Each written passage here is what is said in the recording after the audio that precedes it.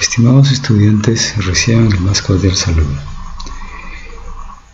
En esta primera presentación vamos a revisar el tema de la organización general del organismo, así como algunas definiciones básicas que debemos tener para nuestro curso. El tema principal que nos trae a trabajar ahora es el logro de la unidad, que es que se pueda describir, ustedes estén capacitados en la descripción de cómo es que los sistemas del organismo humano contribuyen para el mantenimiento de la homeostasis del medio interno. Pero ¿cómo es que ustedes van a hacer esa descripción? Lo van a hacer utilizando un lenguaje anatómico adecuado, utilizando o aplicando un conocimiento de los niveles de organización del cuerpo, así como de las funciones básicas de los sistemas del organismo humano. Y en esta oportunidad vamos a abarcar dos logros principales. Uno se refiere a la descripción de la organización general del organismo humano con la integración respectiva estructural y funcional, y el otro es el uso eficiente del lenguaje anatómico, justamente para poder describir adecuadamente estas estructuras y relaciones del cuerpo humano. Cualquiera de las profesiones de salud, sea terapeuta físico, nutricionista, odontólogo, médico, etcétera, o médico veterinario, están en la obligación de desarrollar un conocimiento adecuado de la anatomía y fisiología. ¿Por qué? Porque el organismo humano es mucho más que la suma de sus partes. Es que la comprensión de esas interrelaciones, la capacidad de ustedes de poder ver el marco completo, todo el bosque y no solamente uno de los árboles que lo constituyen, les va a permitir apreciar cómo trabajan todas las partes en una persona para cumplir funciones básicas y funciones especializadas. Es muy importante comprender que la información aislada, por ejemplo de músculos, huesos, nervios, vasos sanguíneos, etc., toda esa información se vuelve una cuando nos referimos, por ejemplo, a un movimiento. Y más aún va a ser un movimiento si este movimiento tiene la intención de realizar alguna función terapéutica o alguna función, por ejemplo, para demostrar o para practicar algún tipo de habilidad. Y es importante que se aprecie tanto las partes como el todo. ¿Por qué? Porque, por ejemplo, si nosotros nos ponemos a pensar en este momento, justo cuando uno está leyendo este texto o está tratando de comprender algo nuevo, si es que nosotros consideramos, por ejemplo, para observar este video, o escuchar este video, lo que está haciendo es utilizar ya sea su oído, ya sea su ojo, y estos dos órganos que podrían ser considerados como receptores, están formando un constructo o una idea que va a pasar a su cerebro.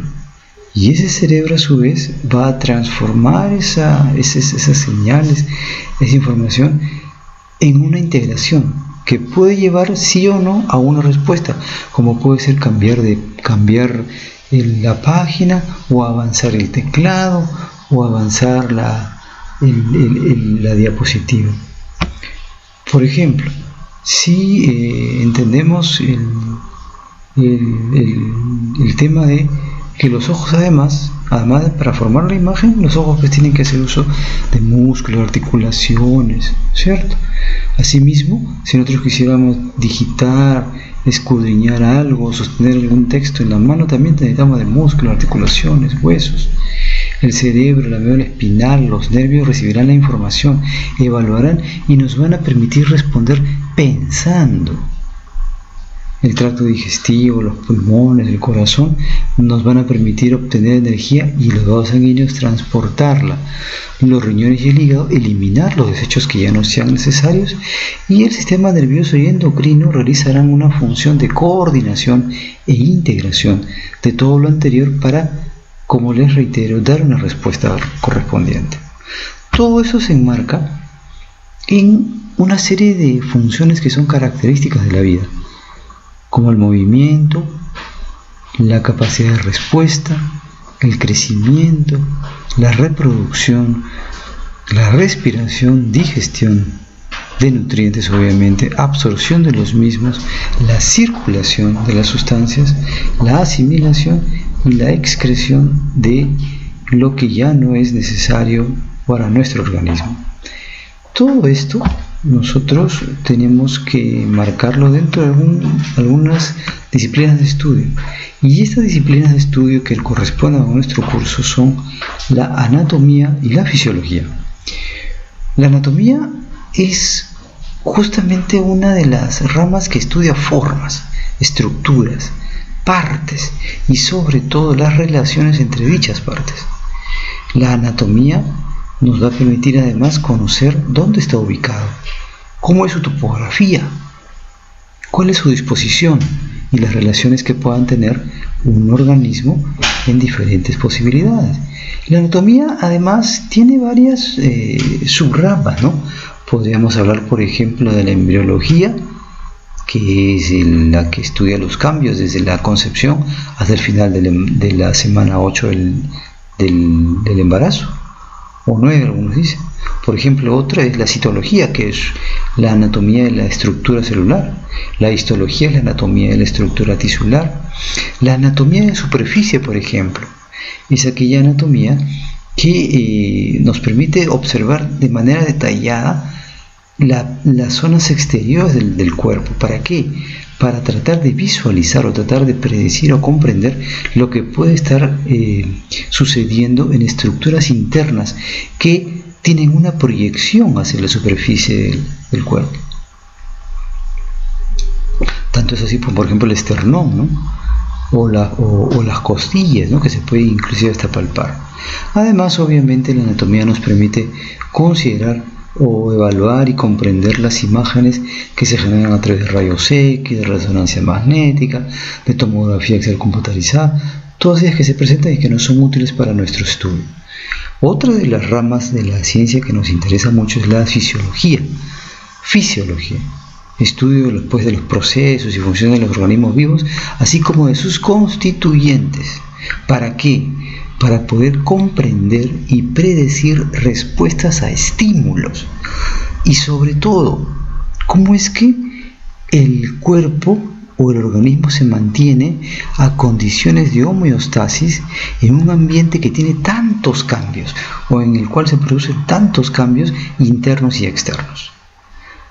La primera concepción que nos permite comprender todo esto son o lo constituyen los niveles de organización.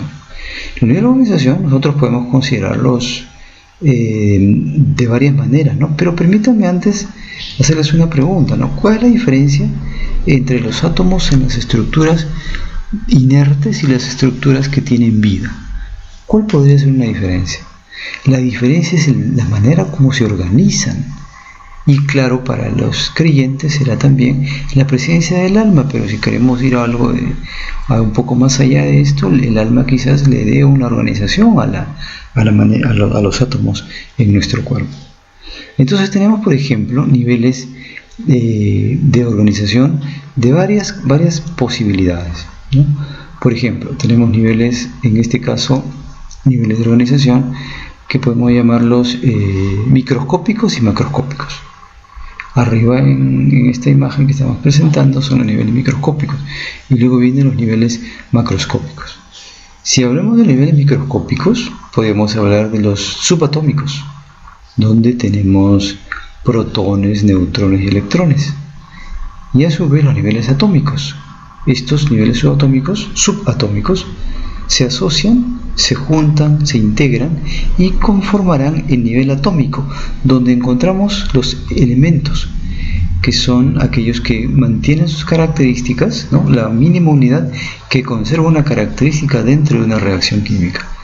Conocemos bioelementos o elementos de la vida, carbohidrato, hidrógeno, oxígeno, nitrógeno, pero también podemos incluir ahí el fósforo, el azufre, que van a constituir más del 96% de la materia viva. A su vez, estos átomos asociados van a formar el nivel molecular, que son los bioelementos, ¿no? Que se van a unir en biomoléculas, que pueden ser en nuestro organismo inorgánicas como el agua y las sales, y moléculas orgánicas como los glúcidos, lípidos, proteínas, ácidos nucleicos.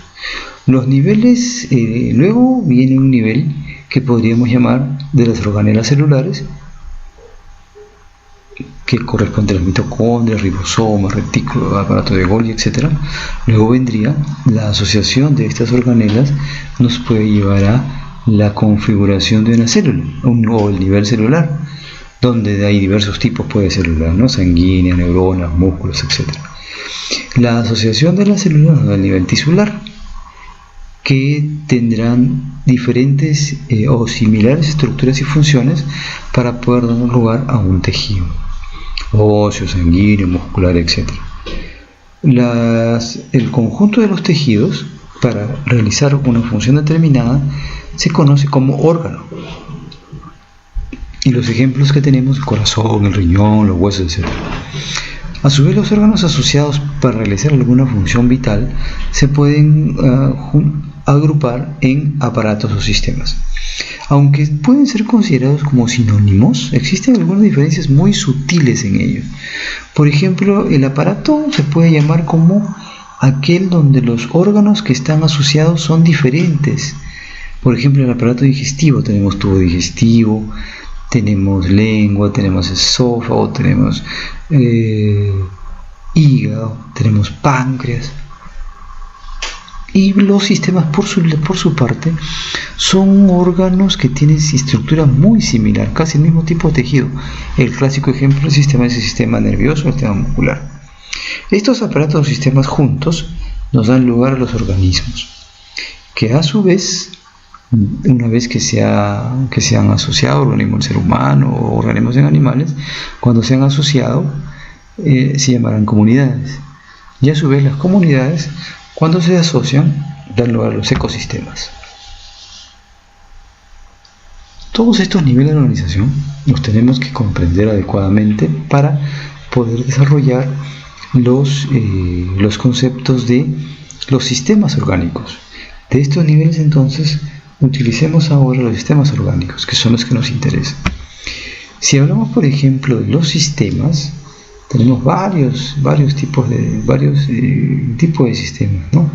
Si hablamos, por ejemplo, de acuerdo a una clasificación que nos ayuda, ¿no? El sistema tegumentario, ¿no? Que su órgano principal es la piel, ¿cierto? Que protege, además de sintetizar vitaminas, y además ser donde están ubicados receptores cutáneos importantísimos, dolor, presión, y además glándulas sudoríparas. Luego podríamos hablar del sistema esquelético, que es el que protege y soporta órganos, proporciona una estructura para los músculos que permita producir el movimiento. Además que en el sistema óseo se generan los elementos formes de la sangre, las células sanguíneas, y además ahí se almacenan minerales.